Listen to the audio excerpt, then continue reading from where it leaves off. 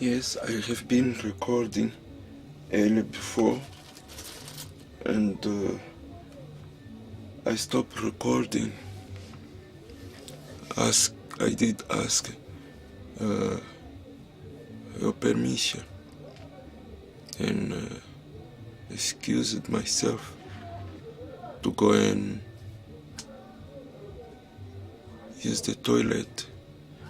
In fact, taking a break. Yes, I took quite a long break. Right today, I got the opportunity to have a breakfast, and I had my son back from school. I just dispatched him to go and play at the internet cafe, because he's friendly.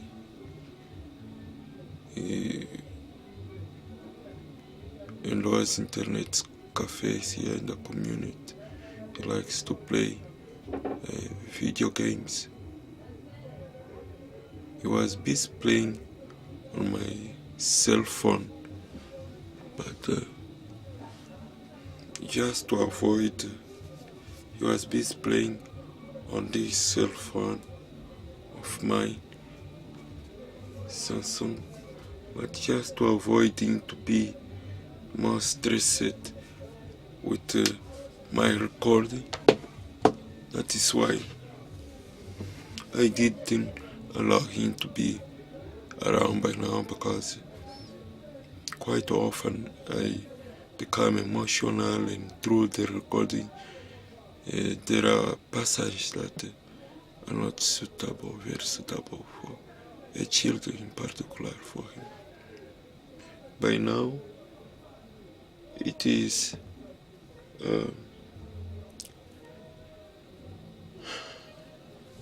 15 minutes or 14 minutes to 6 p.m. I'm inside the caravel again, trying to record and explain to you that as I was about to leave my mother's house,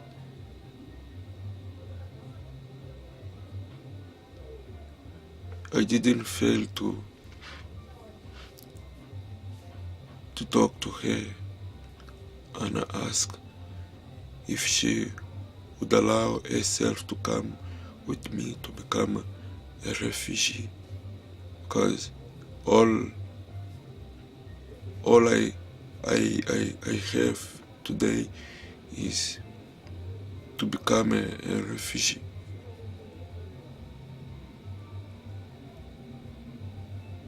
And to become a refugee for her is something out from the blue. And seeing my conditions and the situation of being a refugee, I try to explain to her, but being a refugee is not something that a person chooses. And I would take the opportunity sometime to talk about what is being a refugee, because my mother really, she didn't heal yet from my brother's disappearance. Not talking about some other issues that she have on her own. She could or did manage to put it aside, but what is a priority is her own son. That even while she tried to rest the family, my own brothers and my own uncles and aunts, they are against her. they persecuting her by means of false accusation that she have something to see with my brother's disappearance. Or I look at my mother and what I see is, as far as I know, my mother buys and resells paraffin. Resells paraffin right in front of her own house in the streets, and she sells loose cigarettes for sustenance. And I know how far my mother went in order to sustain herself and us. I know how miserable and desperate my mother lives. One day in life she had her own bed. Today she sleeps on the floor.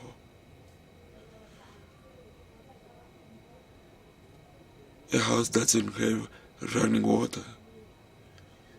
She have to walk long distance to buy and carry water. Sometimes even far away from her own community, despite the fact that she lives in Luanda, capital of the country, and not far away from the city Luanda. She just there in Transia. And the water station is just in a nearby community, but it's in the same municipality. Rangel.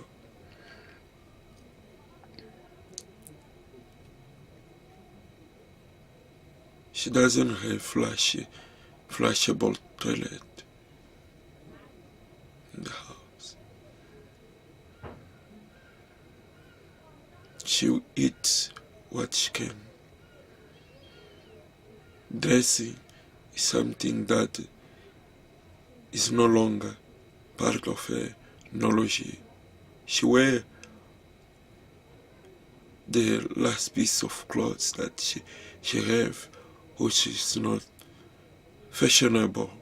Fashion is not a word that she knows. It's out from a vocabulary. And friends is what she doesn't have. She lost all her friends after the disappearance of my brother. She couldn't cope with the pain up to the point a taste for life is no longer part of her. Because friends often they demand answers for her questions through conversations, even spontaneous conversations. Or they demand your attention for their advice. And friends sometimes, often they want change and they want perseverance in a lifestyle. You know, my mother is not able even to have a friend to carry on with such demands. Why? I will tell you why. Because none of her friends have become what my mother became.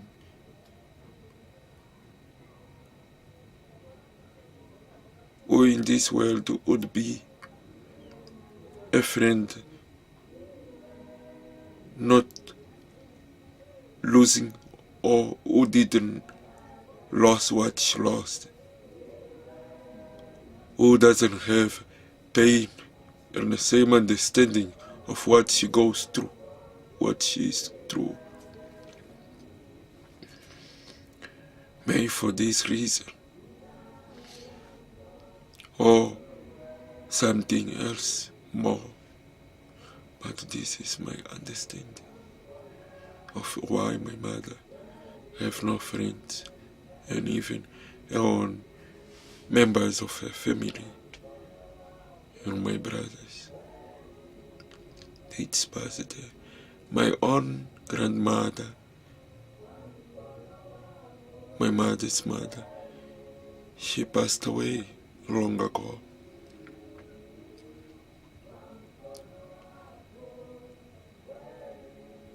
Oh, I question often, and to this day, how these people have to be or to have something with my brother's appearance, my mother and grandmother, and they're not able to handle themselves, to look after themselves. And my mother is on a misery. My grandmother, she passed away. I remember when I was 9 years old, or 10.5 years old, my mother was sick and was falling asleep in the hut while I was sitting in kids' room or bedroom. Then my mother came through, wanted to sleep right on a mattress that was on the floor.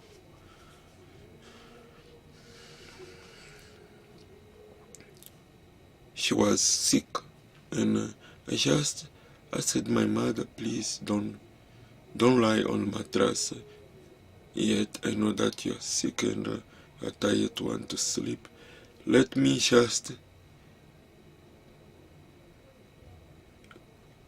check and kill what is there behind the mattress, in between the mattress and the wall on the floor. I grabbed a steel bar which we used to lock the room. Long steel bar is 2.5 meters that we used to lock the room door in the sleeping hours. So I hold that, I grabbed that on one hand, and another hand I picked up the mattress while I was having the point of a steel bar just lie on the floor. I won't stick it straight against the wall, and the big long snake, yellow snake, that was there, was about to kill my mother if she lied there and sleep. I wonder how I was capable to see things that I didn't see, and how I have been able to save my mother's life on that day. And today I have to hear that my mother has something to see with my brother's disappearance. How is that so? And this person is in pain and even wanted to kill herself some time ago and lost herself. Does she have answer to those abuse, unfair treatment, injustice, intolerance, and unrighteous treatment against her. She have no answer.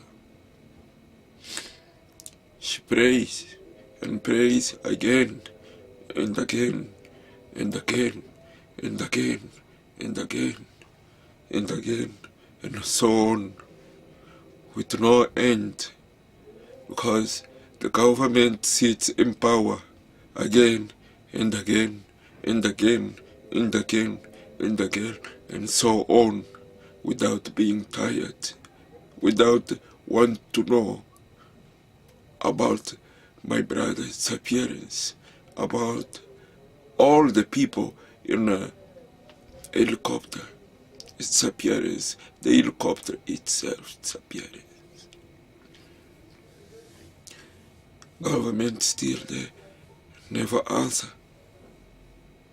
at least for a satisfaction of members of my family's ears. May this way they would leave my mother alone, because even an answer for her, as long as she doesn't see a son, an answer about a son's disappearance would change nothing of what she's going through.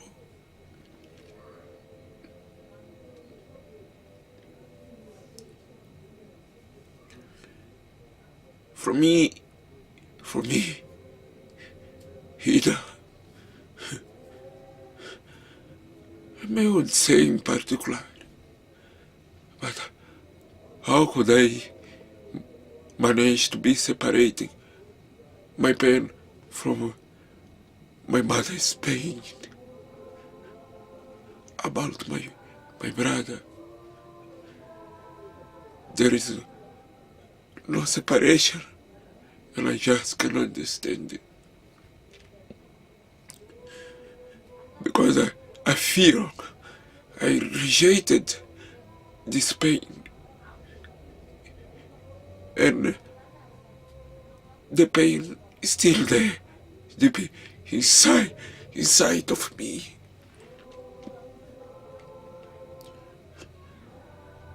Again and again, and on, and forever, the pain is still there.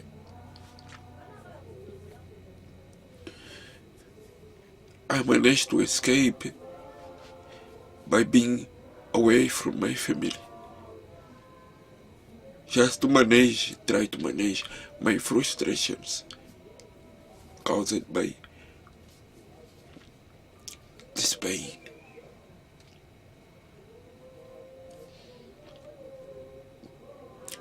And once again, I was next to my mother, and I got to understand. I even didn't allow myself to ask directly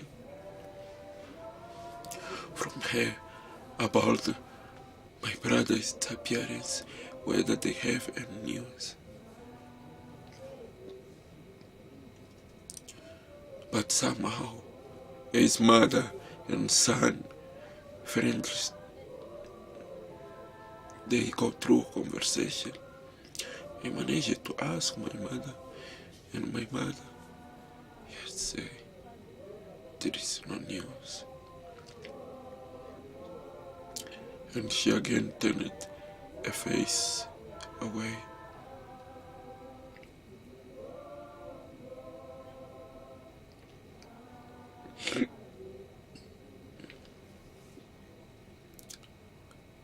I excused myself. I did not cry, and I didn't promise my mother that I would go to the end of the world to try to get answers about my brother's disappearance. I didn't promise because I really don't know how to promise. But I know something. What I know is to do instead of promise. If I have to die as I'm doing, at least I have been doing. If I achieve and not die before, at least it's a victorious achievement. Because the pain that she goes through, I share with her. I just don't share with her the frustrations because I'm far away from her. But I suffer by the fact that she suffers. As I mentioned, I was 9 years old when I began to cry because I was to leave my mother, I was to leave my family, I was to leave my country, I was to leave everything that I had to have nothing. And today I have nothing. I have no family. I have no country. I don't know who I am. Because when I look at an Angolan, I do have the understanding and knowledge how is to be an Angolan. I know how Angolans they feel and behave. When it comes to South Africans, I know how they feel, how they behave. In another nation, how they feel, how they behave, I know. How they identify themselves. But me, I have no identity. My identity is lost. Not even a refugee. Today I am nobody. I lost my country, I became a refugee. And I lost a refugee. And I became nobody.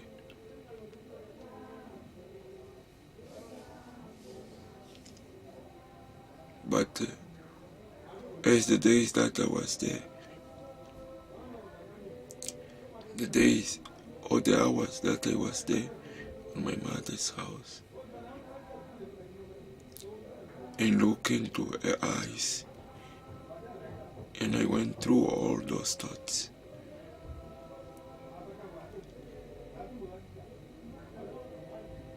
We just know when we look into a person's eye, we can see his heart, his soul, and we can understand.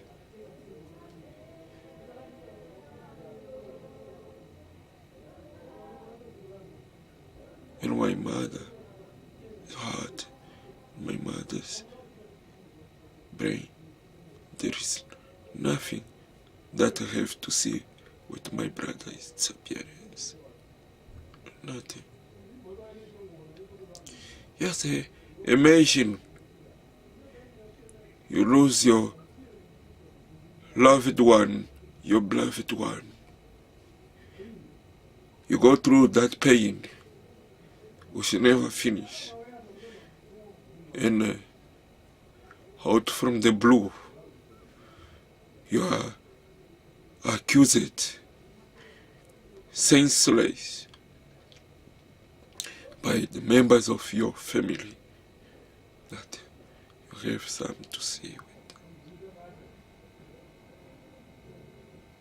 I look to my brothers and I call them attention, advise them, but I was despised because I'm nothing, I'm no one. Doesn't make sense. I was despised by the means of they listen, they did understood, they had the knowledge, but they offered me that as a reality on them. But this is not a reality on them. That is a pretension. They can't even handle themselves. Maybe this is how they managed to escape from their frustration of my brother's disappearance. Because of their pains, trying to find somewhere, someone to blame, because they can't stand against the government. They can't go and question the government. It's not just my family, but all the families that lost their beloved ones on that helicopter. The families that lost their relatives. A family of Penela, right in Tranchea. Penela also disappeared by helicopter in Tranchea.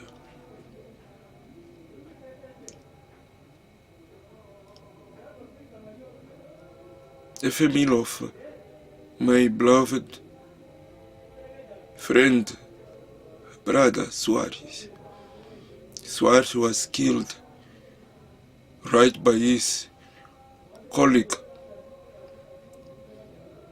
and his colleague is still there at Toulouse, carrying on with his own life like no one's business, like nothing happened. Justice haven't been served for Soares' disappearance, or his death there. Soares was just killed, shotted on the head several times, about 10 bullets on his body.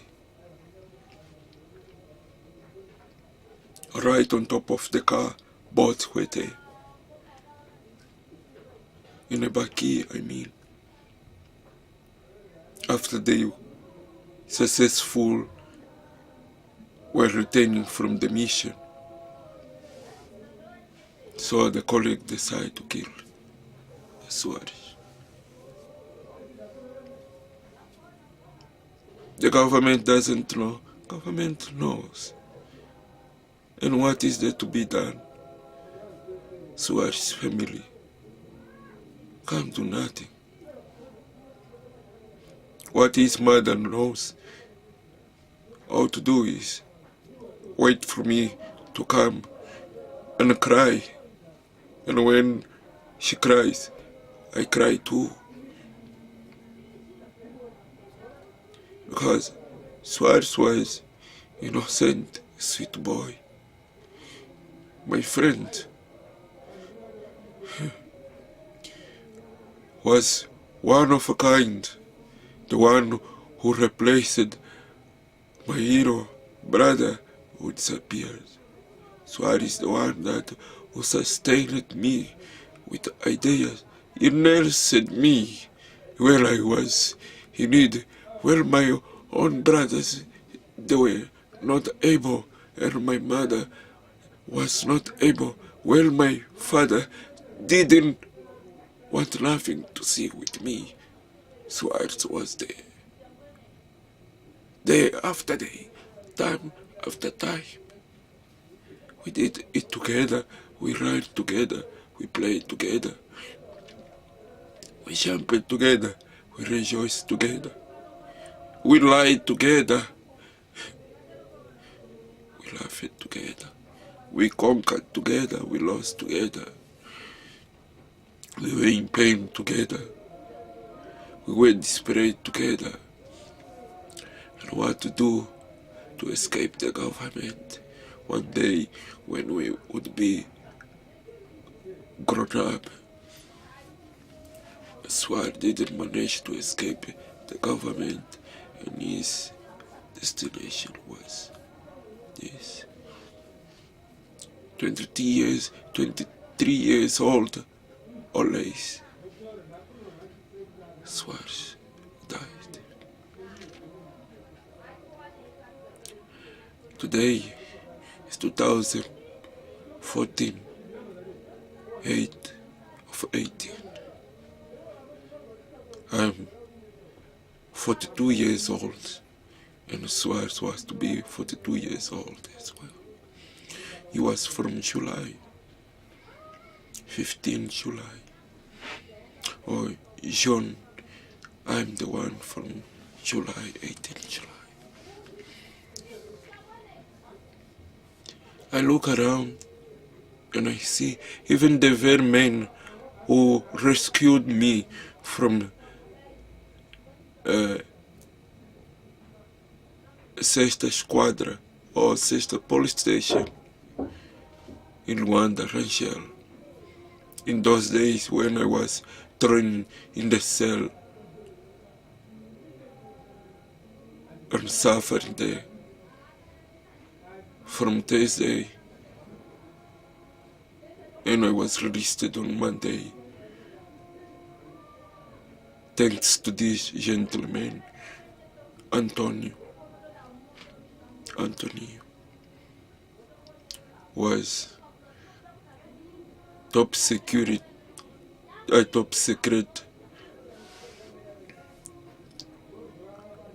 officer for government. Also disappear, just like that, and a family doesn't know about him. He's nowhere to be found. Right in Luanda, in Angola, Luanda, in the capital, in Rangel.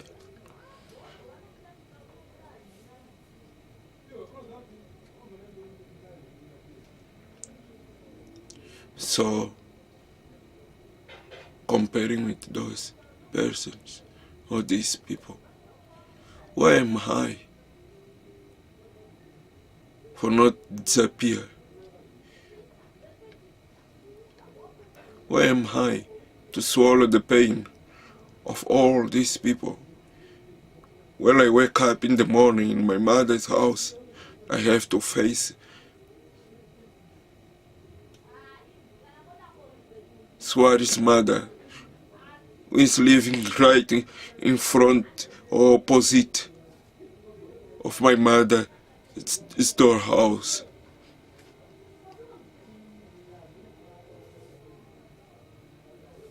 I have to face his brothers and sisters. Is that easier to swallow? Perhaps it's part of life. We born, we live, then we die. Yeah, this explanation is very simple and justified.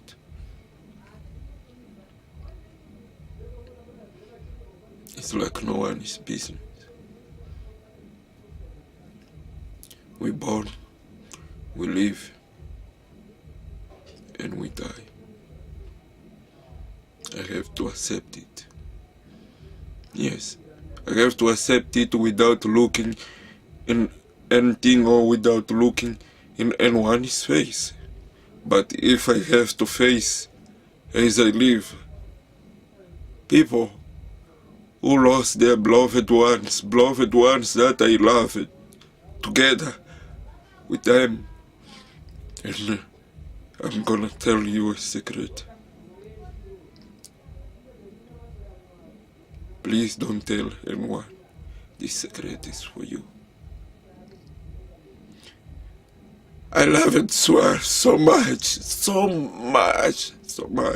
that I even sometimes I doubted. I wonder whether I loved myself the way I loved Suarez. I loved Suarez so much. He was a very sweet friend for me, Suarez. Oh, Suarez.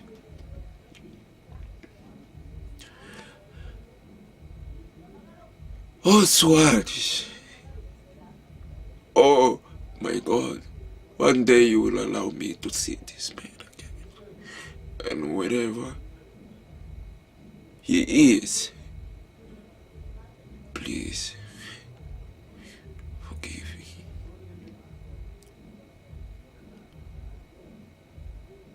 And let him rest in peace.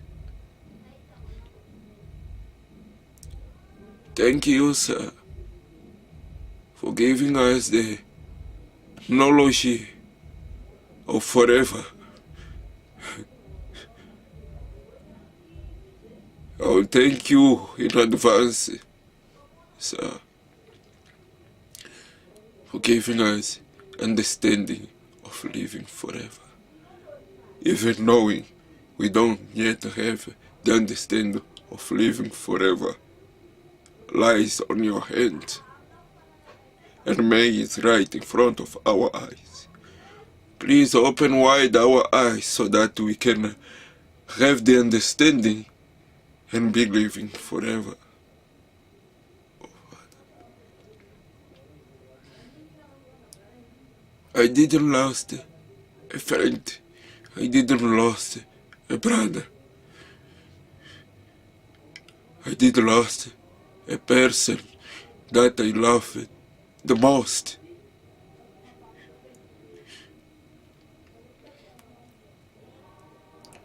Suarez wasn't just a human being. Was someone that I admired by his courage, his determination, his will to live.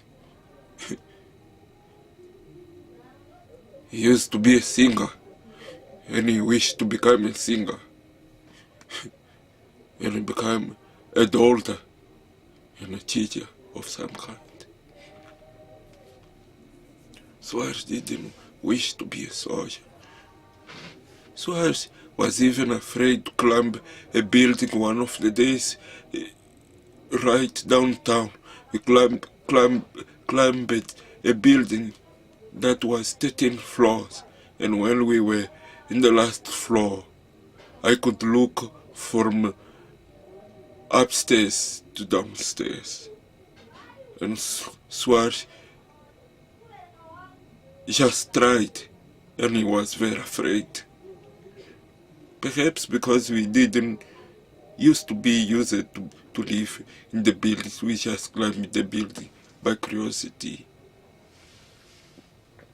In our adventures, sometimes going downtown Luanda. Suarez was afraid of swimming by the beach, even just where the water would reach to his knees. He would be scared and screaming, jumping out from the water. His best way of swimming was to have water just above of his feet. He was happy. Suarez was having so much to learn, so much to understand, so much fear to lose, to be sent to kill people.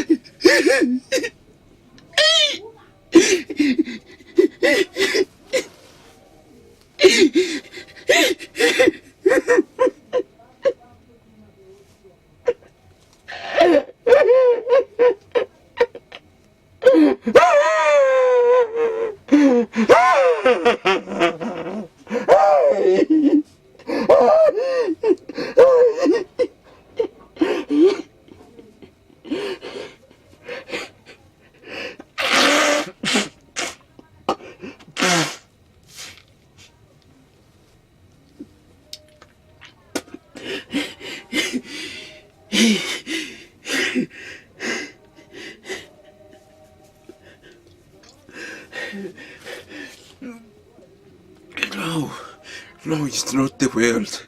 It's not the world.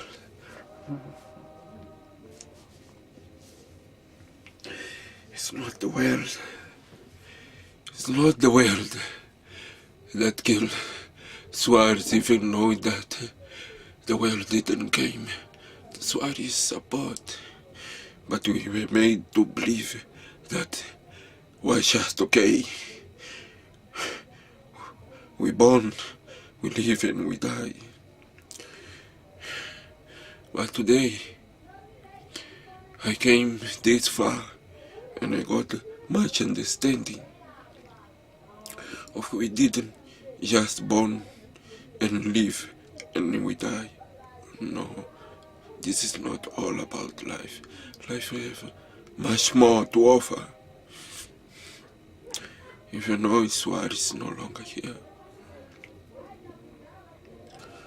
I don't know when I will be able to come to terms with Suarez's death. Yeah. The pain for my mother was just much and a frustration. I can't begin to describe to you how I have been able to say to my mother, oh goodbye. Maybe there are details that I would bring about somewhere, but as far as I know, we didn't have power to stand and claim from government about my brothers, their disappearance. I didn't even have the opportunity to visit my stepmother who lost my brother as well.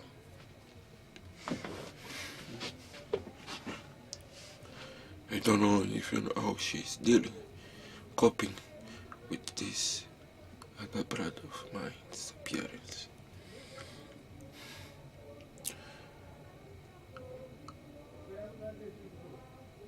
I just left him and I came to Lubango. As I was in Lubango, I got to know that my son was going to swim in the Dead River, a river that passed behind the Central Hospital in Lubango in rainy season. It's when the river brings all the rubbish, even the hospital rubbish, they also dump on the river. And water that comes out from rainwater that comes out from hospital also rains there on the river, and multiple kind of death that comes in the river. My son was going there. I was really upset with my son, and much more upset by the fact that my mother, his mother knew, and she sometime would take him to a river where she would go to do the laundry on the river, she and the other neighbors, because there is no running water on the area where they live as well, behind the cemetery Amicia in Lubango. Was danger because he got sick from the river, and the river current could vanish him away, as so many other people and kids in particular have been killed in that river. Looking to this situation,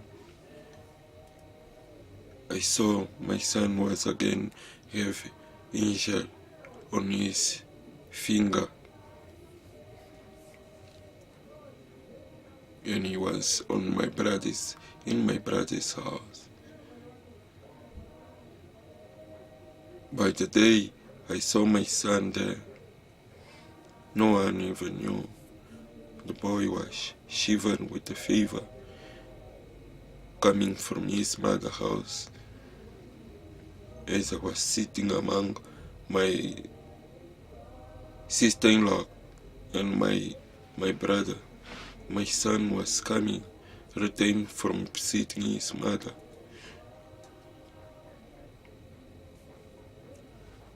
Accompanied by an 12 years old cousin that went to fishing by text from far away distance. That was always the trouble of traveling up and down in the care of underage as well. And my son was sick. I was told that he was having malaria times before and wasn't quite healed, so was having fever on that afternoon with injury on his finger infected. On buffeting again, and I healed his injury and his sores on his big toe in his feet. I try to convince I asked my son's mother to allow me to have my son under my care, because as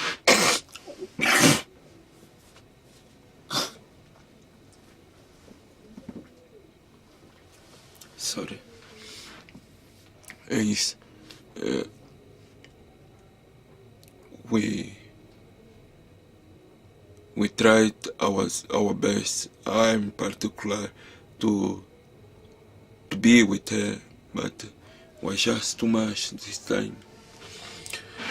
There was no much that I could do because she was pregnant, and she even committed abortion of this pregnancy from the latest boyfriend. I was told by my own brother and my sister-in-law, the ones that were on my mother's son, is favor times before. Now they told me that she was pregnant and was committed abortion. I have seen my son's mother, and I spoke with her. Even my mother also was in my girlfriend's favor. I in particular wanted to give ourselves a second chance, but with the lies, abortion again, one daughter, 15 years old, pregnant, herself not being, my girlfriend also herself not being a fair mother or fair girlfriend, at least come up with the truth. She was living a lie and destroying my own life as well. Because if she was just real, I believe even I would be traveling with her and the rest of the family. Because As before I got to know that she is pregnant and committed abortion, I already spoke with her to sort a refugee going with me and the rest of the family, including the two other new kids that I know. I came to know that she have again. And the whole family was convinced, but she didn't. She wasn't convinced. Didn't accept. Perhaps was the fact that she was hiding the truth from me. I did ask her whether she could allow me to go with my son Dino, take care of him, as I have no one to take care of, and I have no family member with me. I don't have a girlfriend or wife. I was single. And she told me that only when Dino gets to be 18 years old is when he would be allowed to be with me. Facing the justice wasn't an option. We haven't been married.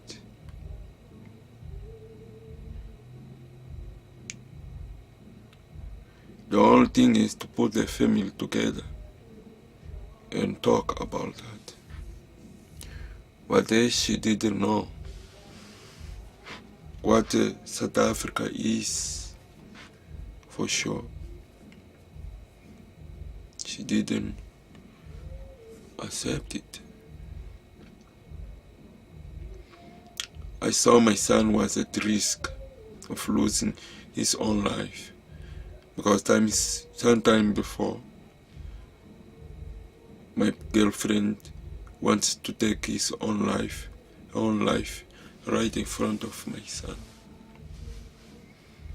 And where my son was living with my brother, my son was also neglected, even know that he was neglected in his mother's house. So my brother also was neglecting my son. It's good. And knowing my brother is a soldier, often is transferred to one province to another, and have to be at work for days, and so my son was not having a proper and ideal person to look after him.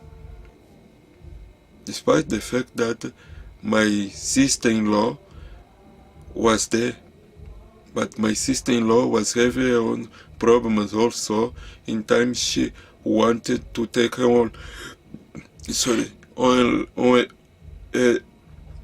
life. She took a gun and wanted to shoot herself. If my brother, for real, would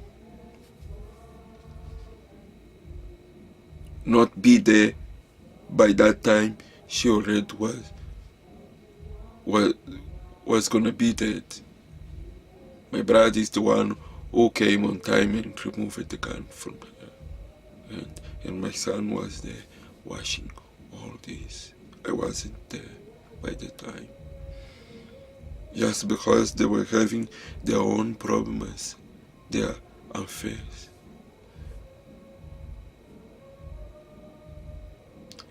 That was too much.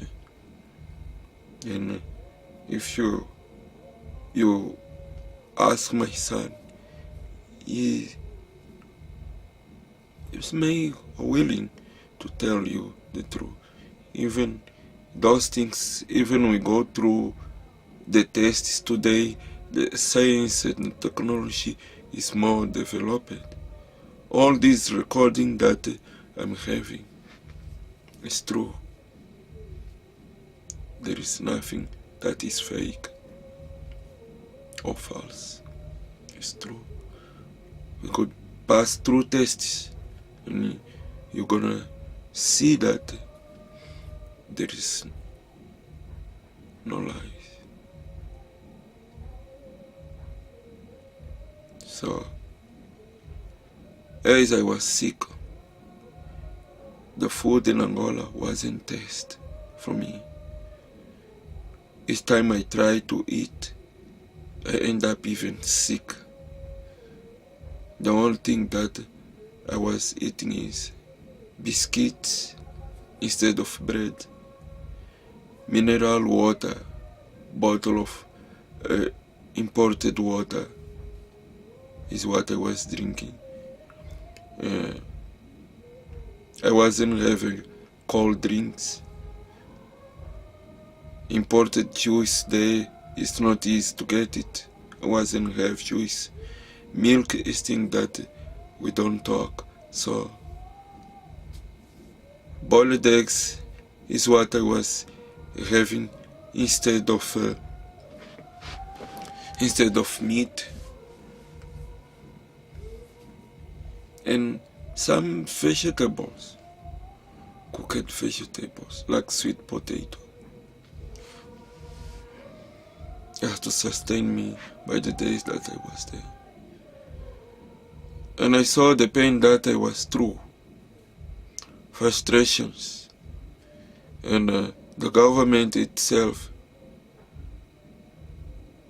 is not a trusted government. The fear didn't gone yet.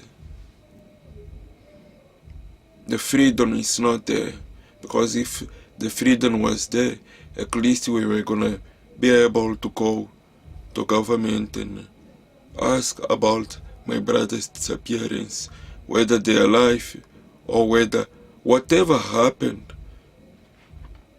We have to see where is the helicopters, where are the boats, or if they bury the boats or they're in prison or whatever.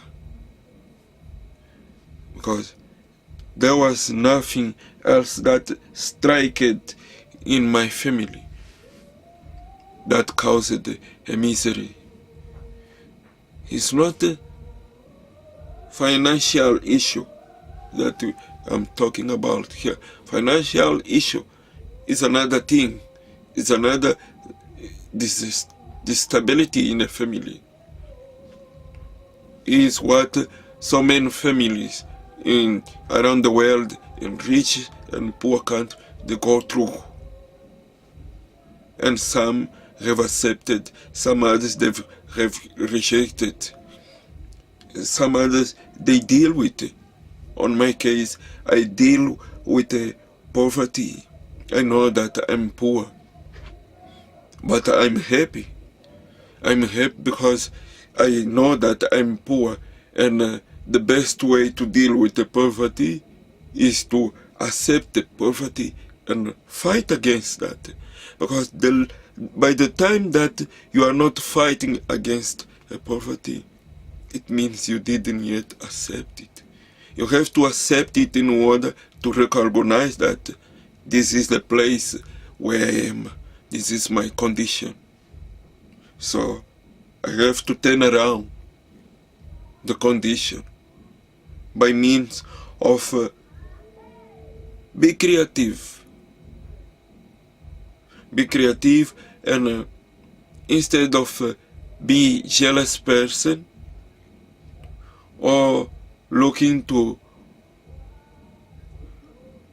steal, kill someone, steal from a neighbors or from anywhere or anyhow. We have to be more realistic. Doing drugs even is not an option. Be a jealous person is not an option. But we have to hold what we have. Education is a better way to fight poverty. But on my age and on my disability of intellectual, on my intellectual disability. I don't have an intellectuality on me. The best way to deal with is to want to go back to school. Because as I look into my past, wasn't I who dropped a school as I came out from a preschool into a high school at last? No, was the conditions in the country that forced me to. So by now I know that I'm willing to go back to school and learn what is there to be, to learn, deal with what is there to deal with in order for tomorrow to be able to write. Because even the stories that I'm telling you here, they are true and they are not to be put into rest. There are people who are willing and in need of reading about this, so that they come to know that they are not alone. There are people living the same situation, or even more difficult situation, or less difficult situation. Or somewhere, somehow, a person can even hold this and read and make a good profit out from this. We have children in this world, special children that are passing through the war, countries in a war, adults, youngs, women. They can learn about this, what I went through, what I'm living, and what is my perspective for life, what I did avoid, to avoid the unwanting. Yeah. And I think, even I know that I suffer, I think I'm not doing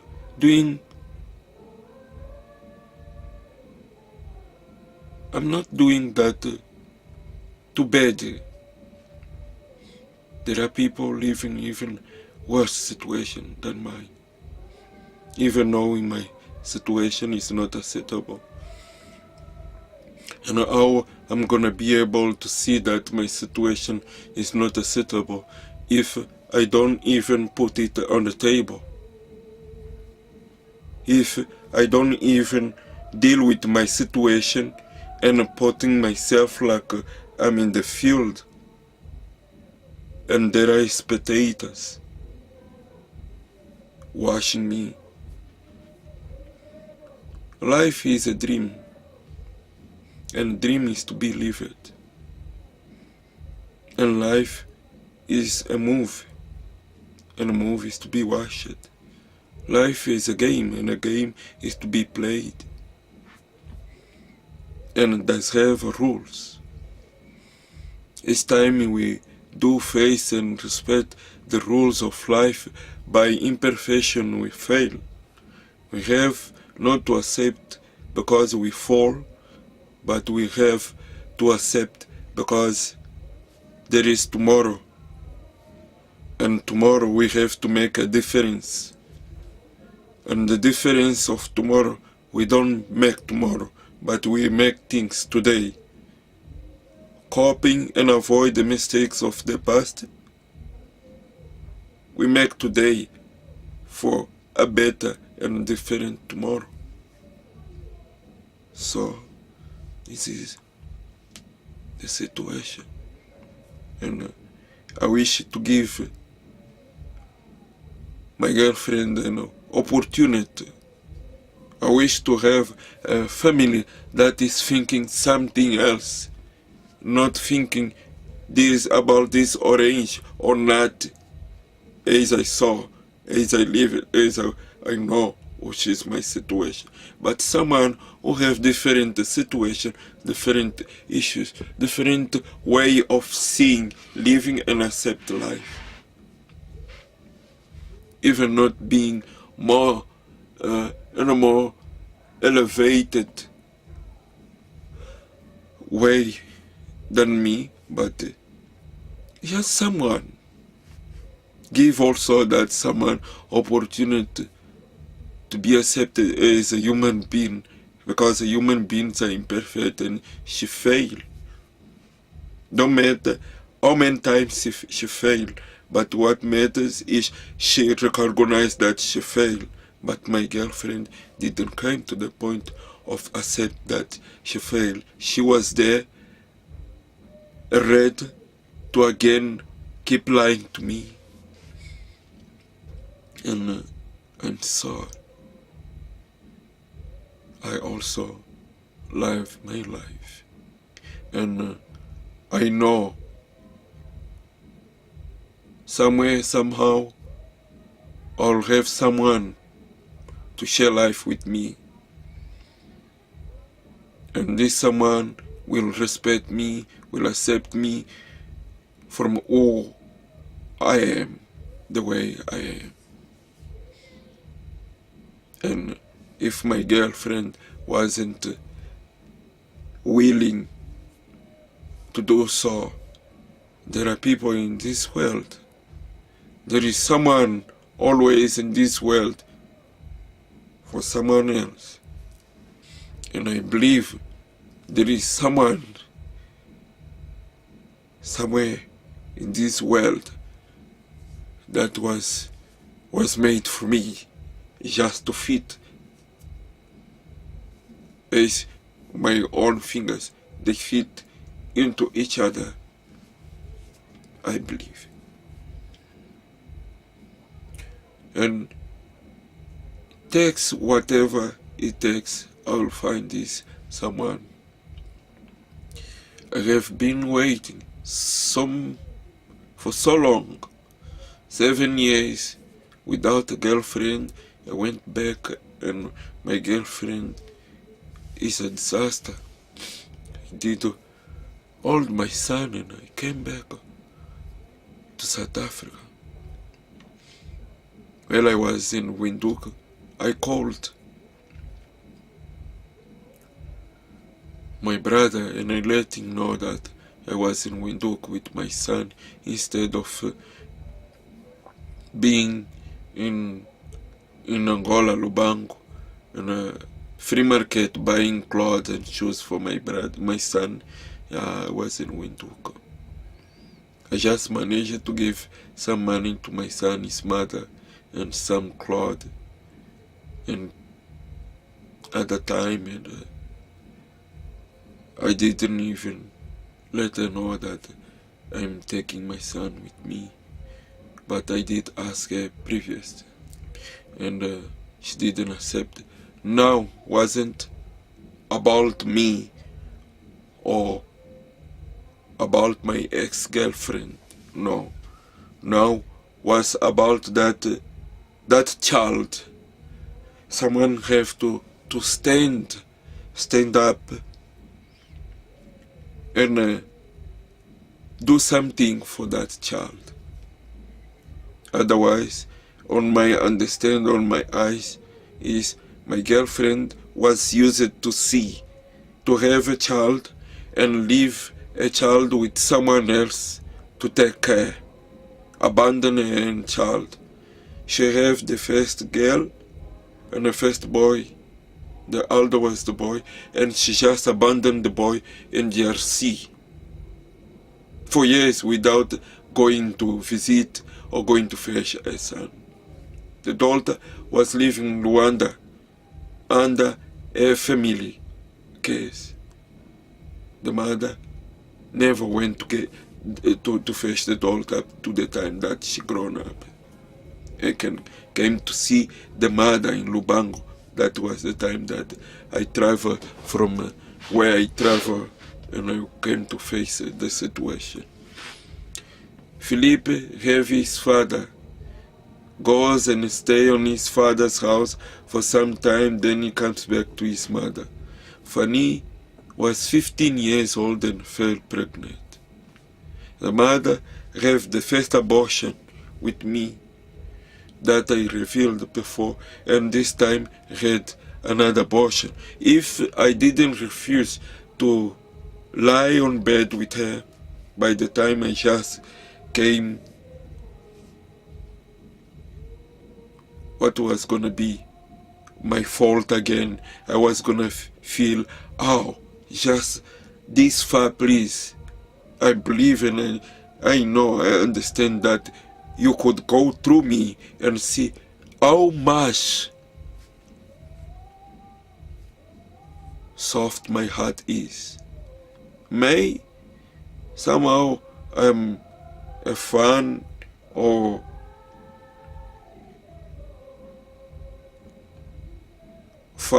mad or a stupid guy, because a man can't just be crying all this much.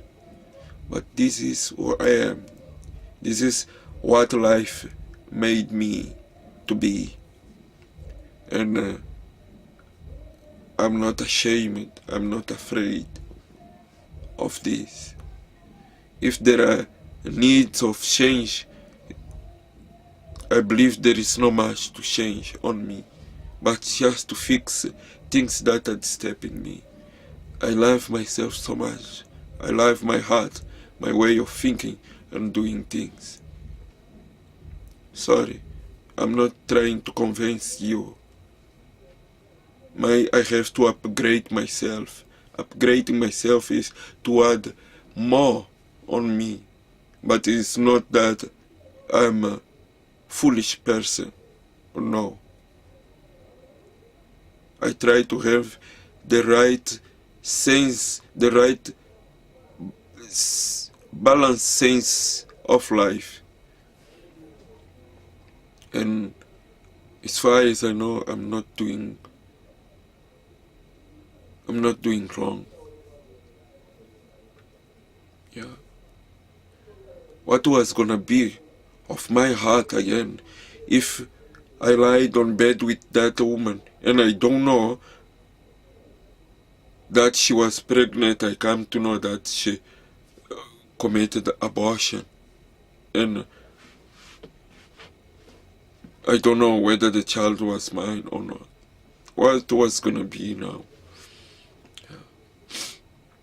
This is what was gonna be another waste of time, waste of energy, waste of everything, because life means everything, and what she was doing is destroying life. So what's no longer about us. I'm also imperfect, I have my mistakes. Just the fact that I walked away that way, there was a need, there was risks that I avoid to take. May I wasn't gonna be alive by now. Yeah.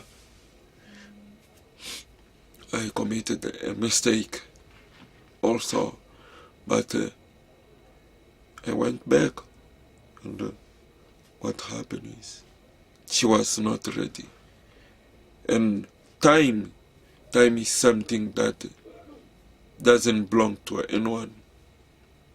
Time is a master. Time has his maker. His maker is his owner. Is God. And there was no time. If she had the last opportunity and she didn't grab the last opportunity of having me on her life, there is nothing else I can do. I won't put myself at risk by the fact that is my blood, is my son. I wasn't there in the beginning, so at least after 6 or 7 years, let me be there for that boy. And he's a boy, he needs a father. He doesn't need an uncle, doesn't need a brother to raise him. Sometime he needs a mother, because it's sweet to have his own mother next to him, time and time again. Yes, is acceptable, is neat, is natural, is right. But his mother rejected others, even killed some. And my son was already living with my brother.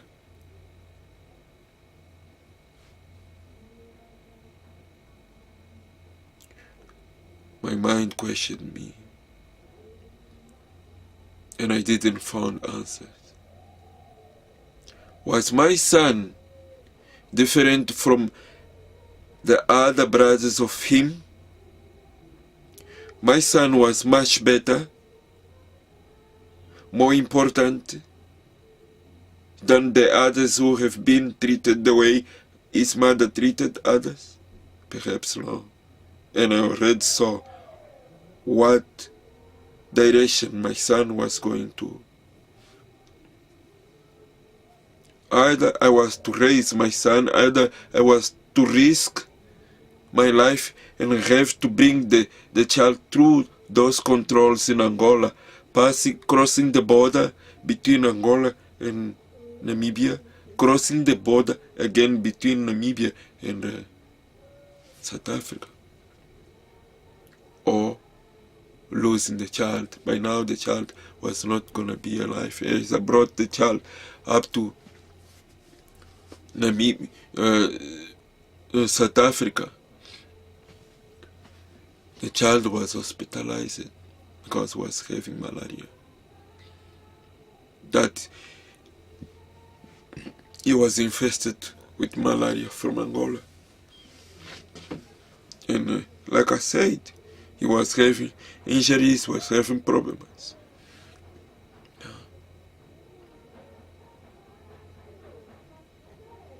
The child also have been studying in Angola, and I went to see the school where the child was studying. Under stable conditions, my son was sitting on the floor under the tree together with other kids studying at the government school. His clothes dusted, no lunch box, no school bag, but a plastic bag to put the books.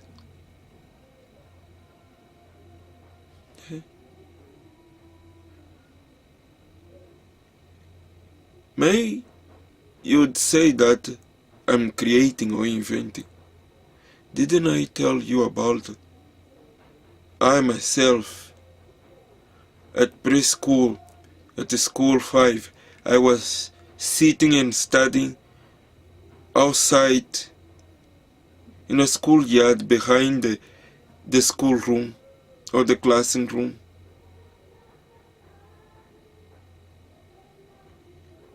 Studying with a teacher son.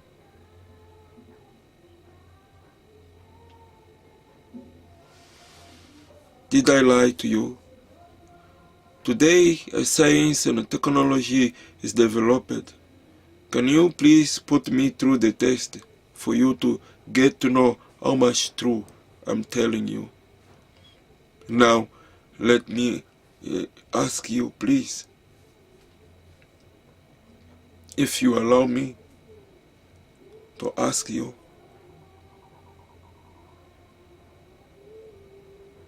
who is a father in this world who would accept to leave his own blood, his own son, his own beloved son, passing through that,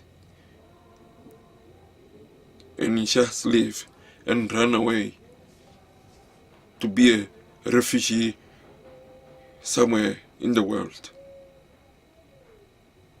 When I left, I didn't left running away from my son by the fact his mother was pregnant. Let me give you the example. When you are playing soccer in the field, as you are playing soccer, You want to defend the ball. Will you run behind the ball to go and defend the ball from being called a goal? Or will you run and get to be there before the ball get to be called a goal?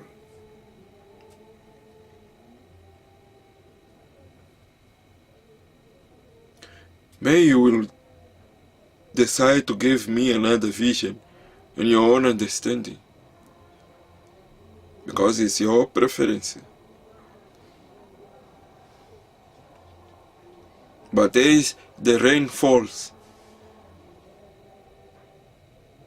we don't allow our house to be without a roof. And the rain falls inside the house. After the rain is inside the house is when we place the roof. Doesn't make sense. Yeah. If I ran away and wasn't to protect my coming son's future,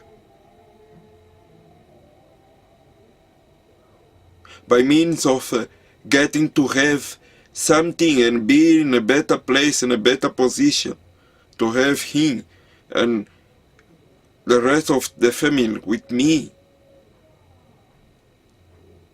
at least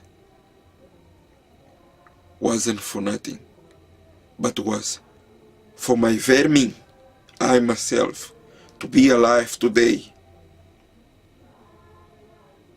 As I was one of the raindrop, I had to create a way to have a roof before the water get to be inside the house. The roof that was there, a shield for that house, was a situation that was created against what was coming.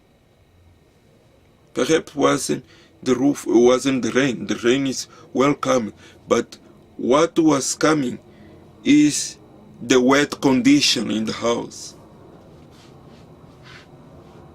Today I'm here. One of the rains dropped, and my son is able to use this water and sustain himself. Because we are talking about life, we are not talking about even the things in the house that would be wet. The things in the house are the conditions that can be even used by this water or brought by this water. Please understand. Yeah, it is me, one of the drops. And the rain that was falling, rain have so many drops, and so many drops are the number of lives that escaped from Angola. I wasn't the only one. I escaped, and I'm here, feeding my son. Water is life, and life it is me. So, I'm the one who went to defend, protect from the goal to be scolded. The goal supposed to be my death. And I didn't die, I'm here.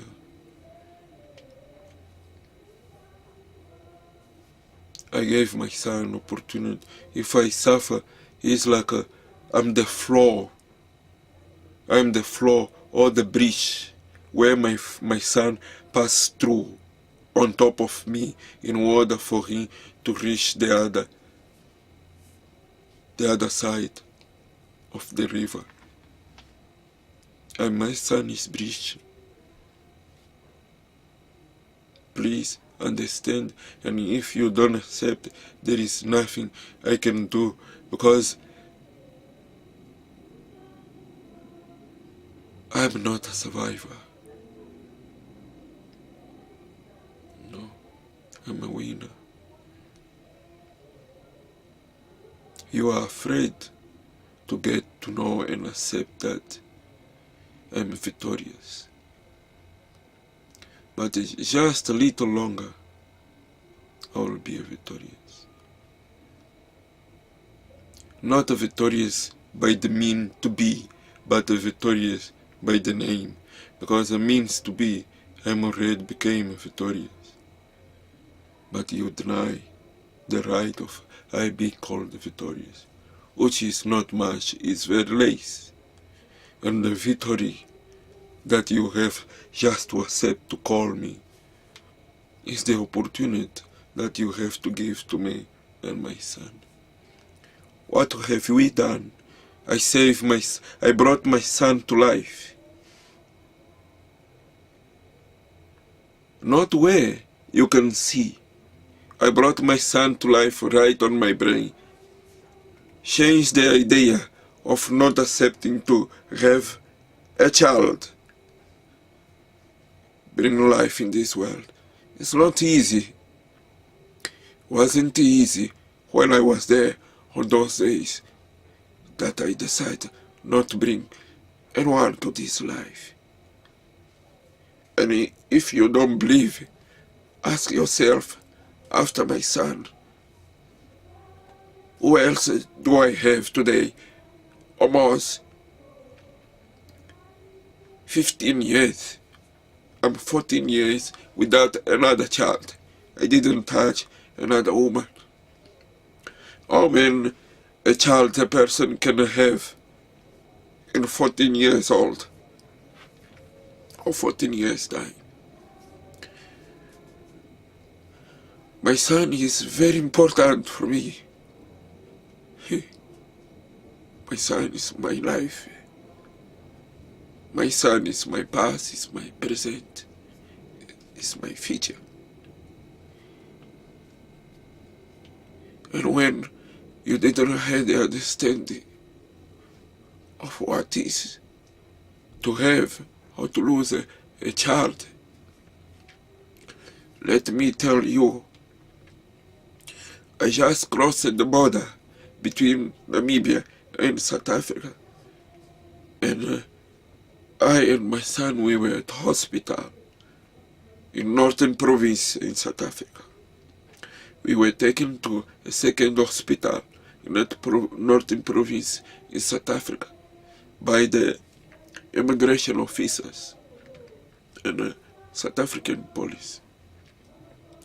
They got us on their own hands, and then they took us to a social service. We were in one of the social workers' house the whole weekend, and after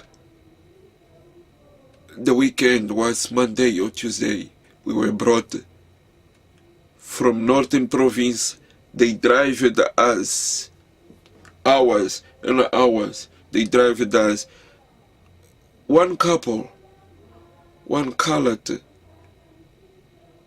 couple, that they drove us from Northern Province in South Africa right to Pretoria, and they booked us in the hotel. I will take you to the hotel. I will show you the building, hotel where we were for one night, I and my son. We were there. In the following day, we went for breakfast in the hotel, and the couple put us in the car and they took us to Omafez. That was just to certify whether my status was real and if my status was really in order. And they certified that it was in order, and they presented us to Home Affairs officers that this is a father and a son. The father just brought the son into South Africa, and the son needs a documentation. the Home Affairs officers, they agreed and asked for just a bit of time that we're gonna help us in less than 10 minutes. So in that space of time, the colored officers, they said goodbye. Maybe they are social workers or they are immigration officers. I don't know. How will I know? If I asked them, they didn't say much. We didn't have much to talk with them. And sorry, I'm not the kind of person that asks many questions special from authority, even though it was my right. May they answer who they were. But if I see them today, if you text me to a Northern Cape, I'm able to point the persons because I have right here on my brain. I have their picture.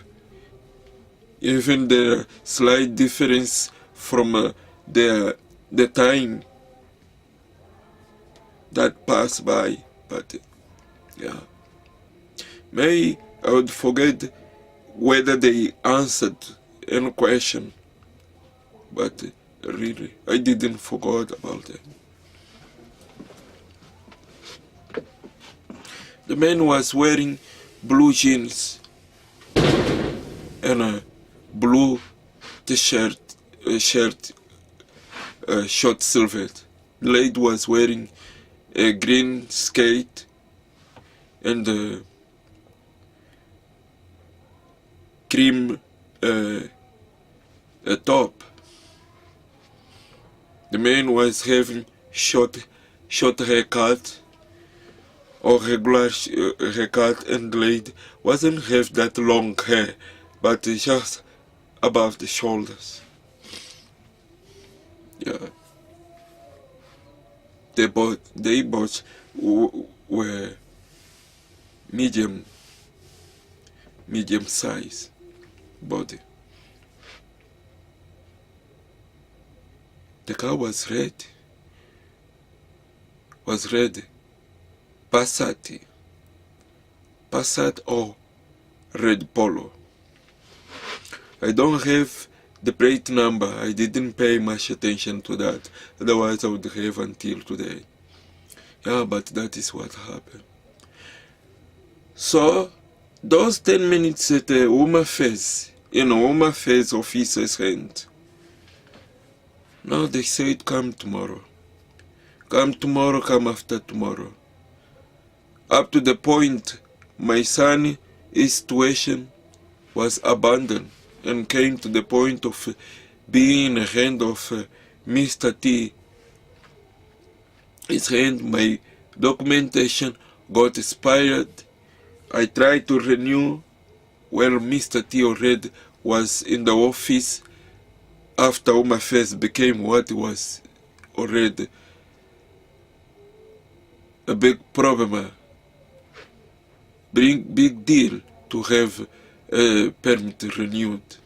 I myself, I couldn't, because by that time Home Affairs at Marabastad, not the very one there at what's that, showground, no, this one just in Marabastad for refugees, there was full. That was the time, by the time happened the difficulties in Zimbabwe, and the Home Affairs was real full. Was in the time that xenophobe attack also was there, and real there was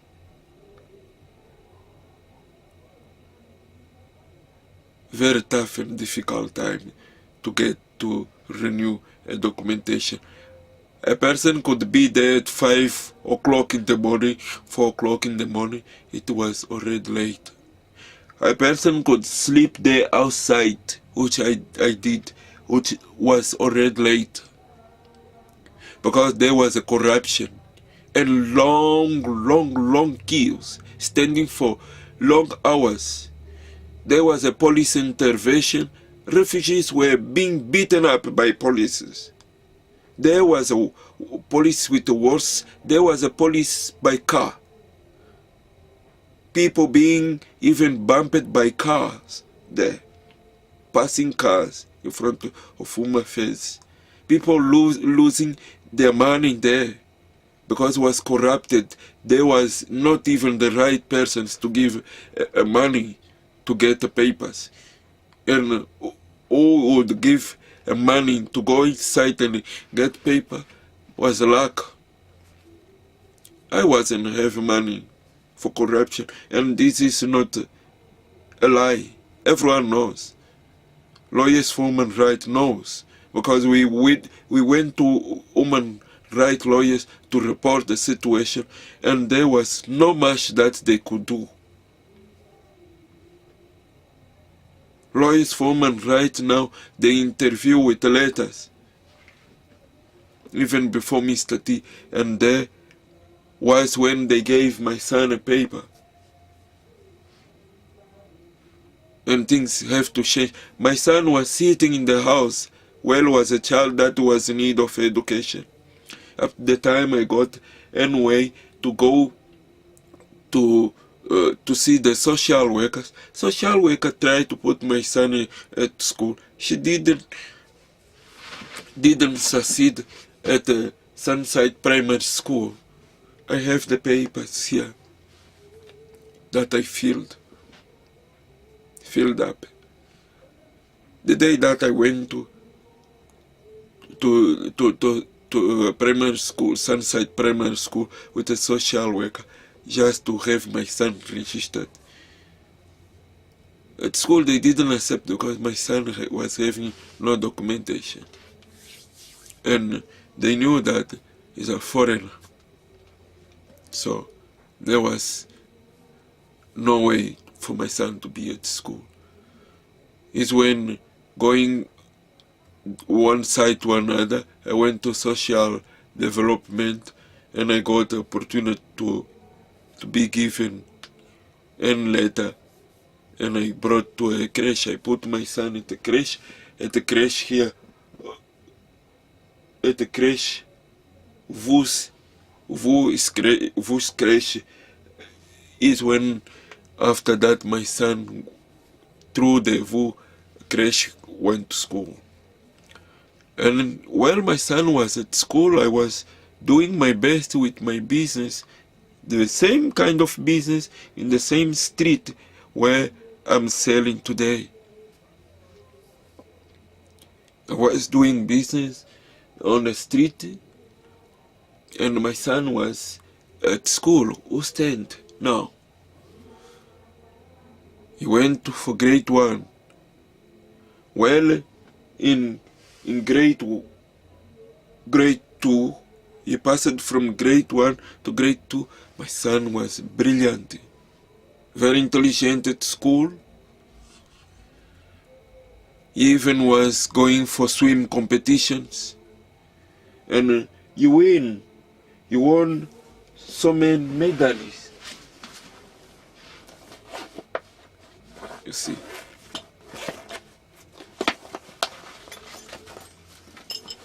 He won so many medals. Swimming competition. And rugby. You see. Here are the medals. You got a gold, silver, and a copper, or copper. Yeah. Swimming competition and rugby. And a grade 2, while my son was at school, I keep it going to Home Affairs to try to renew his documentation. My documentation got expired. I couldn't renew it. Was by the time that the Home Affairs have been changed the system through a new Home Affairs director officer, or who I can say, is the time that they placed Mr. T. By the time I went to see Mr. T, by being sent by Home Affairs officers to his office in Home Affairs, I went with my son, and Mr. T had us sitting in about 2 hours waiting to be attended in his office. When we were attended in his office, Mr. T got the right information from me. He asked me how I am in South Africa, well, Angola is in peace. When I came to South Africa, I told him my side of the story. When I came to South Africa in 2000, August, 10 of August, and why I was in South Africa without permanent residence. And I told him that I have been working in Cape Town, and in Cape Town there is no way to renew the documentation and deal with all Home Affairs issues to have a permanent residence. By the time I came from Cape Town to this site, I haven't been given an opportunity to be a permanent resident in South Africa, up to the time that I got to see him, and I had to see him to renew my status, and to also have documentation, refugee for my son. And Mr. T now asked me how I have a son, and I didn't claim about having a son in this world, especially in particular in South Africa. Then I explained it to him that my son was born in Angola, and my son's mother is in Angola. I have a documentation here where Home Affairs or Mr. T mentioned all the story about my son's mother. My son's mother is Angolan. My son was born in Angola, and while I was in development of telling Mr. T who brought the child, or how the child came to be in South Africa, is when Mr. T already cut me off about the child, his mother. He didn't believe that the child is my son. Now Mr. T was not interested how the child came to be in South Africa, or is the real child's parent. Now Mr. T began to accuse that I have the illusion. Even I didn't know how to use the word of illusion. Today I use most of this word by going back to what Mr. T told me. The first time that I heard was from him, when he said that if you have the illusion of having a child, you must go and adopt a child, or you must go and have a child with someone, then you come to claim that is your child. You can't come here. You don't have to come here with someone's child and claim that is your child. Otherwise, by the fact that you didn't renew your papers and you are claiming someone's child to be yours, you're gonna be arrested. And I have the all authority and right to deport you. I'm going to deport you if you don't leave this office right now. So I got stuck and trying to explain myself. Mr. T haven't done nothing else, putted me out from his office. I was sitting outside with my son. He came out and to see other refugees there outside in front of his office. He looked at me and asked, "Are you here? Let me just wait a minute." He went another way to call an immigration officer. What I have done is I escaped with my son and we went home. Yeah. I would tell you much with more details about this, but this is what happened.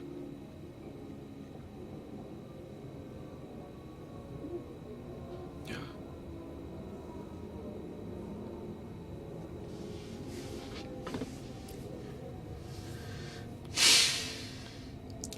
Now, South African's authority, right from the border, they know when I came to South Africa with my son. Right from the border, they know about my paper wasn't expired. Right at the Home Affairs, they brought us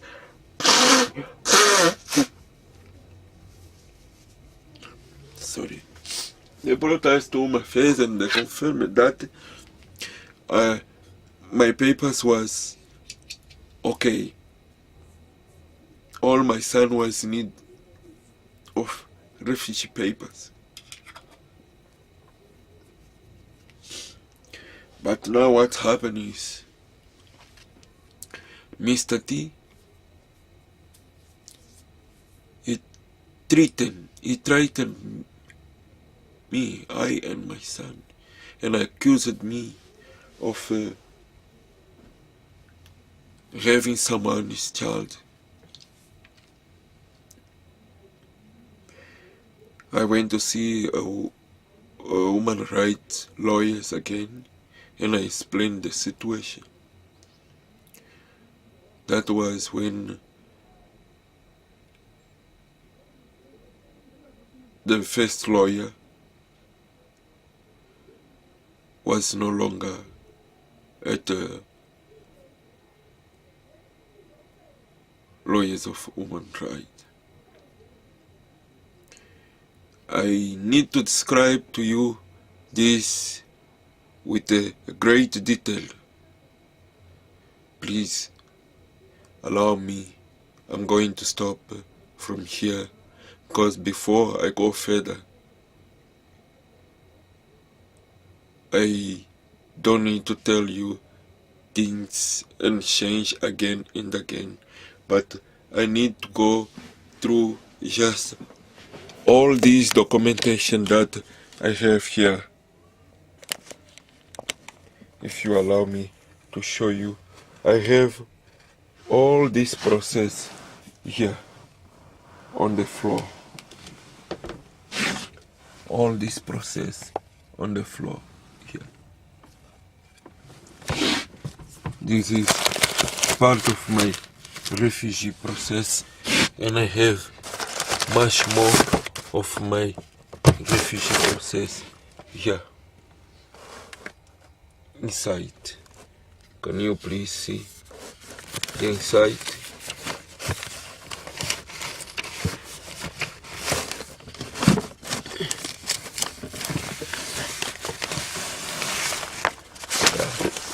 I have much more there that I need to go through this, because while I'm talking to you, I'm letting you know what really happened, I'm telling you the truth, and I have papers here to confirm that South African authorities, lawyers for human rights, and United Nations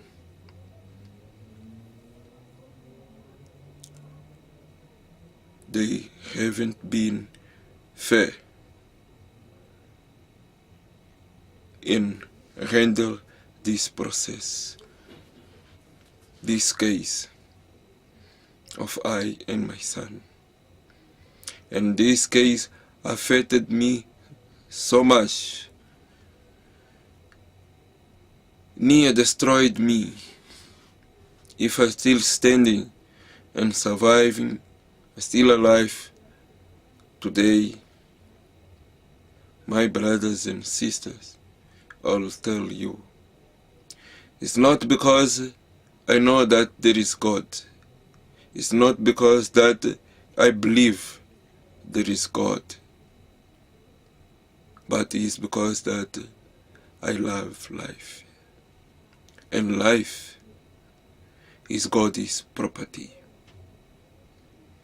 And I love what He just made, life.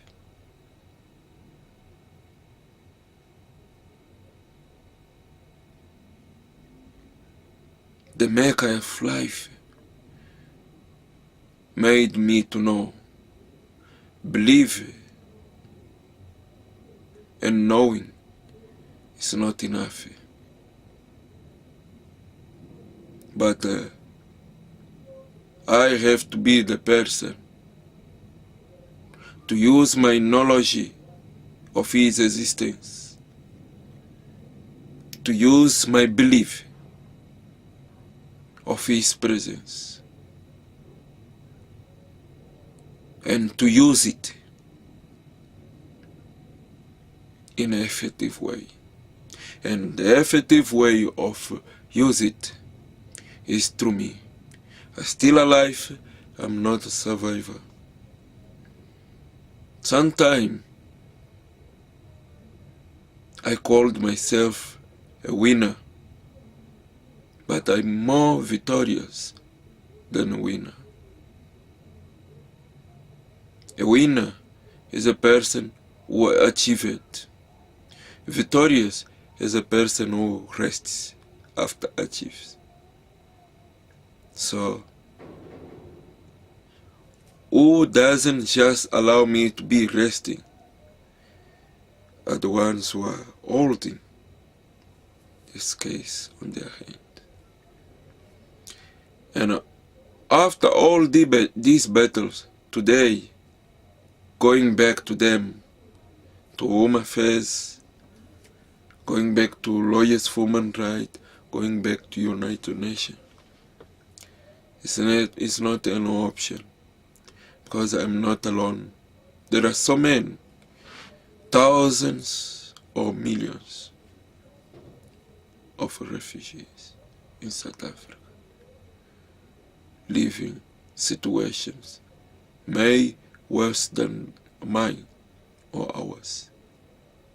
But my situation or our situation, mine and my son's situation, is not to be forgotten. We are not guilty of whatever for us to be given this treatment instead of being served with the law. Even if I have to be in prison on this case, this case will be solved. Will be put in an end, because I can't carry on. No one can carry on living such situation day after day, time after time. It's too much. I have a life to live, and life is too short. Somehow we have to multiply and manipulate ourselves in a good way in order to get extension of our lives. Yeah. And it's not easy.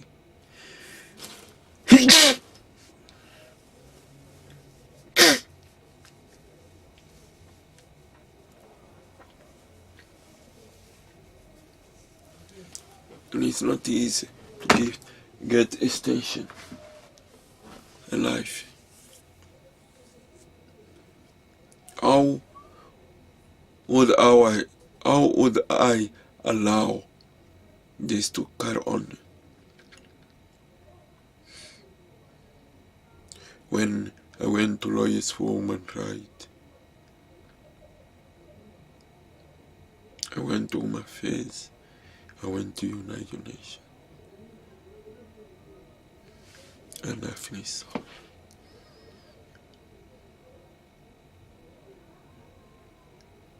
Even to this day that I'm sitting here before you,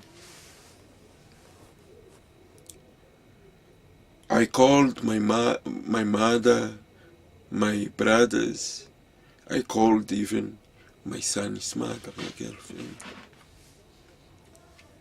My family knows that I'm in South Africa with my son. We went through what we went through and what we carry going through. My family knows.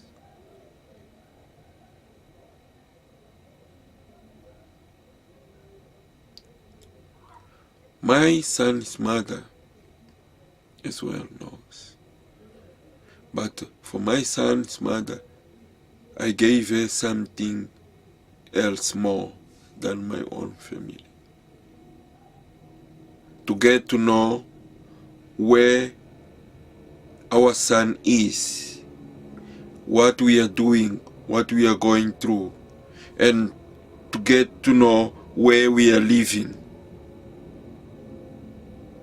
And we did ask her, we did beg her,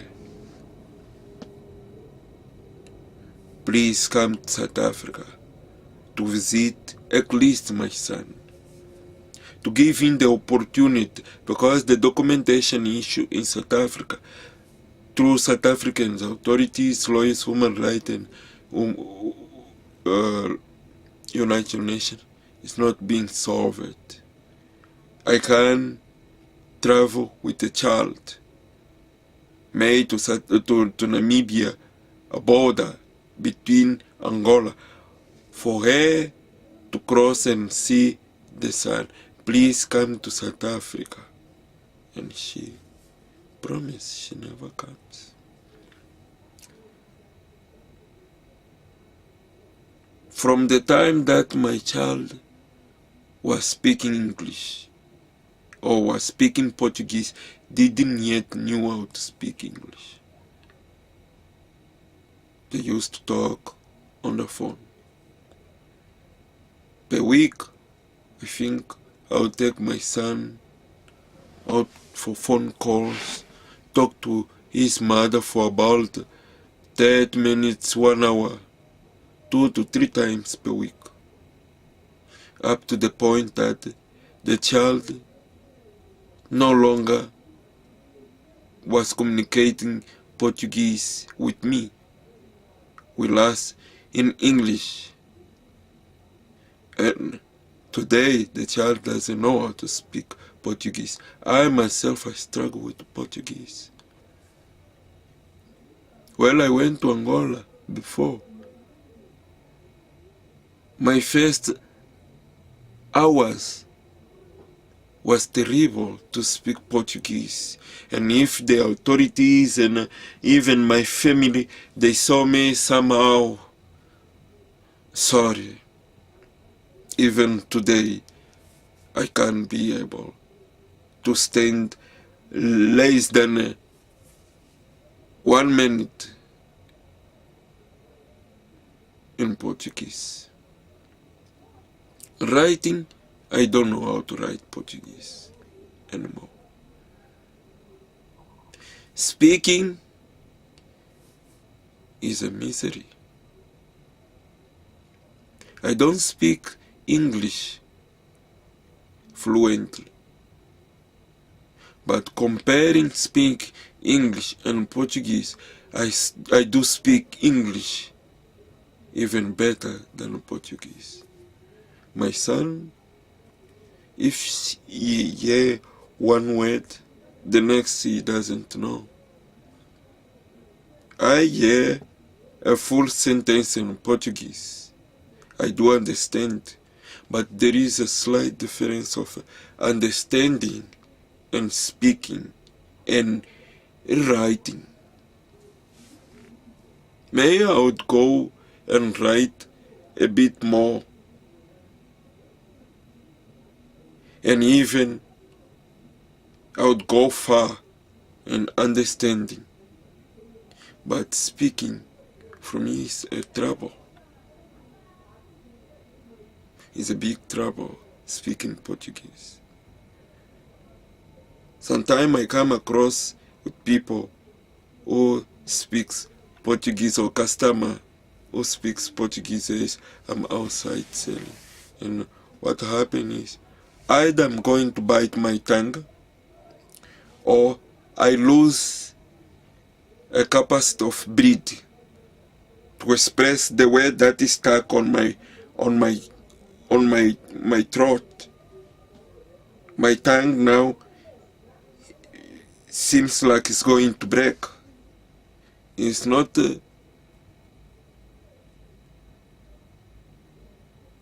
despising the language itself, but these are the language barriers that people from another language suffers to communicate in different language.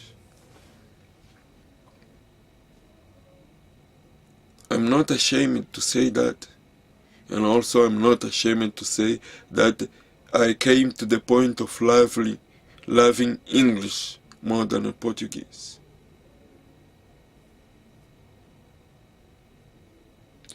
Yeah, but the point by now is my son can communicate with his mother. And the last 3 times that we called Angola, his mother was asking, please send me some clothes.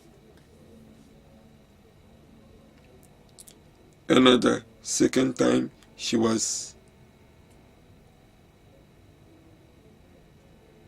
with the promises of coming right this year, 2014, in the month of